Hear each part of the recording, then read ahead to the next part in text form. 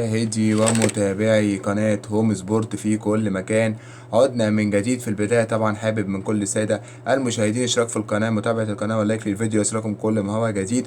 وهيا بنا نبدأ حلقتنا. في البداية طبعا حابب انوه عن كذا حاجة كده. في الأول أول حاجة ده طبعا فيديو تحليل كامل وشامل لدور ال 16 في كأس آسيا، ولسه في فيديوهين نازلين طبعا النهارده. فيديو في تمام الساعة 4 عصرا زي ما وعدتكم، فيديو طبعا لكل محبي وعشاق برشلونة، هيكون ايه سبب تدهور مستوى برشلونة في الفترة الأخيرة، وايه سبب الخسائر الكتير اللي حصلت لبرشلونة. فده فيديو لوحده الساعة 4، وبعد كده في فيديو في تمام الخامسة ونصف إن شاء الله عن تحليل كامل وشامل لمباراة مصر والكونغو الديمقراطية في الدور ال 16 في كأس أفريقيا.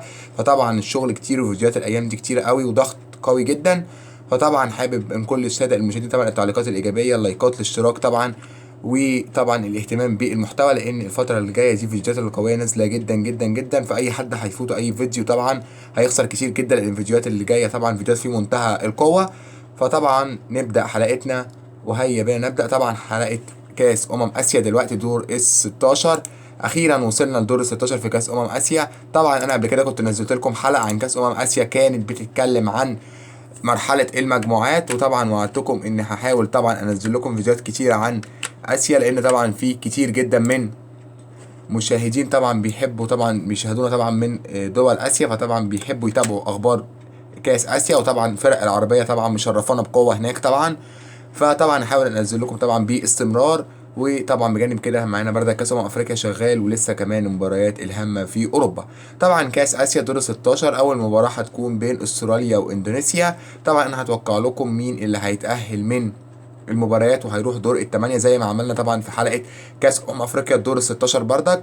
اول مباراه بين استراليا واندونيسيا. طبعا استراليا طبعا واندونيسيا في طبعا فرق مستوى كبير بين الفريقين، طبعا مفيش كلام. استراليا فريق قوي جدا، استراليا اول المجموعه الثانيه ب7 نقاط. اندونيسيا طبعا يعني يعتبر من الفرق اللي متاهله بصعوبه، مركز ثالث في مجموعه العراق واليابان وفيتنام طبعا ب3 نقاط. وكان طبعا فريق مش افضل حاجه ومتاهل بالسالب طبعا وكل حاجه، ولكن طبعا بلا جدال وبلا منازع طبعا وبلا اي كلام كتير. يعني استراليا طبعا هتفوز على اندونيسيا مفيش كلام طبعا، وهتكون استراليا اول المتاهلين طبعا لدور الثمانيه، مفيش فرق في المستوى تماما. دي مباراه سهله جدا لاستراليا، استراليا يضمن التاهل لدور الثمانيه، ده اول المتاهلين. بعد كده مباراة بين منتخب طاجستان ومنتخب الإمارات. طبعا منتخب طاجستان ما أقنعنيش تماما بأدائه، كان في مجموعة طبعا منتخب قطر وتأهل تاني ب4 نقاط، ولكن منتخب مش قوي الحقيقة، مش هنقدر نقول إنه منتخب قوي.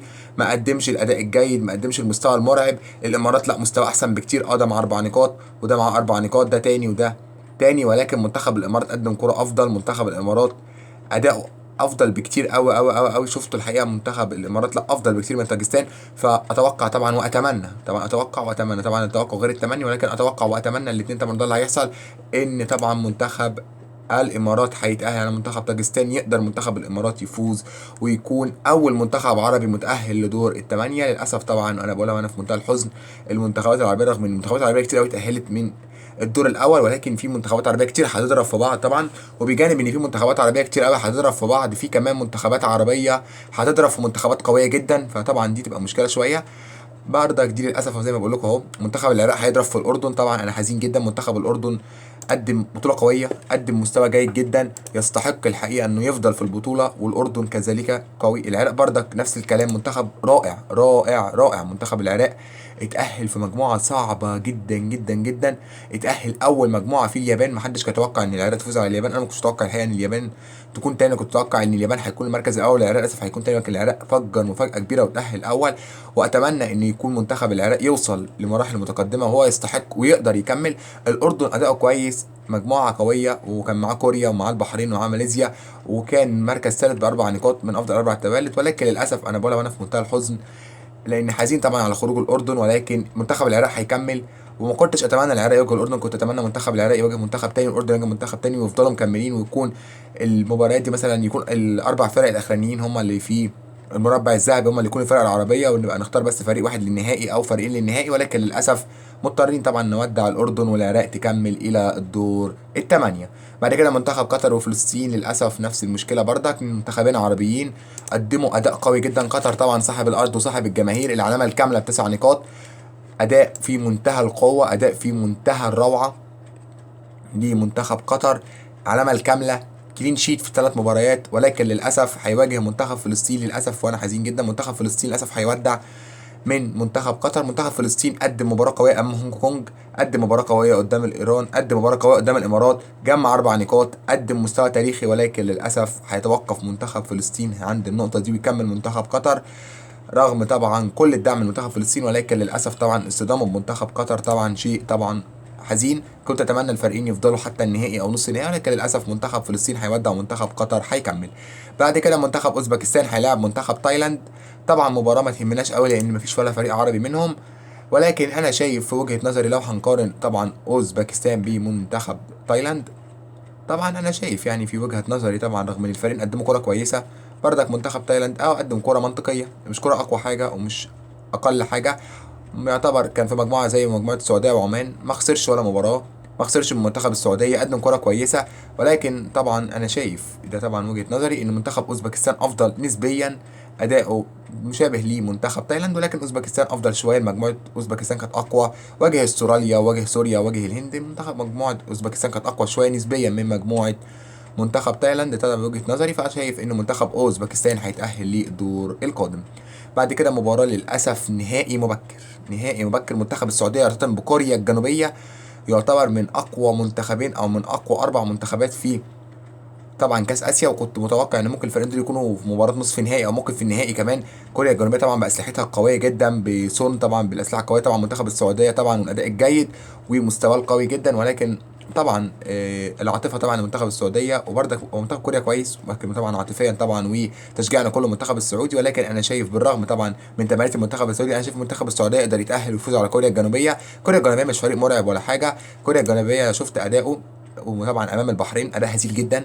الفريق يعني ما مش هو بردك مش الفريق المرعب، فريق معاه 5 نقاط من 3 مباريات، يعني مش الفريق اللي معاه علامه الكامله. الفريق عنده امكانيات قويه، عنده عناصر قويه، لكن دفاعيا ضعيف، دخل في 6 اهداف بردك. لا انا شايف طبعا كوريا الجنوبيه لما يواجه السعوديه، لا السعوديه طبعا هتاهل طبعا ويكمل المشوار ويوصل منتخب السعوديه دور الثمانيه. بعد كده بقى اخر المباريات البحرين واليابان وايران وسوريا. طبعا منتخب البحرين طبعا بالرغم من الاداء الجيد اللي قدمه في المباريات الماضيه ووصوله انه اول في مجموعه كوريا الجنوبيه ومعاه 6 نقاط، هيواجه منتخب زي منتخب اليابان.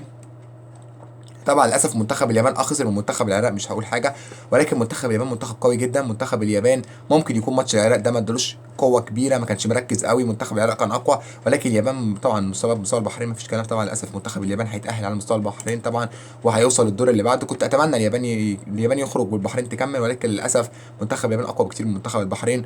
ولكن اتمنى منتخب البحرين يحاول، وممكن منتخب البحرين يتاهل. كل التوفيق لمنتخب البحرين، ولكن اتوقع تاهل منتخب اليابان. اخر مباراه طبعا في كاس اسيا، مباراه طبعا قويه بين منتخب ايران ومنتخب سوريا.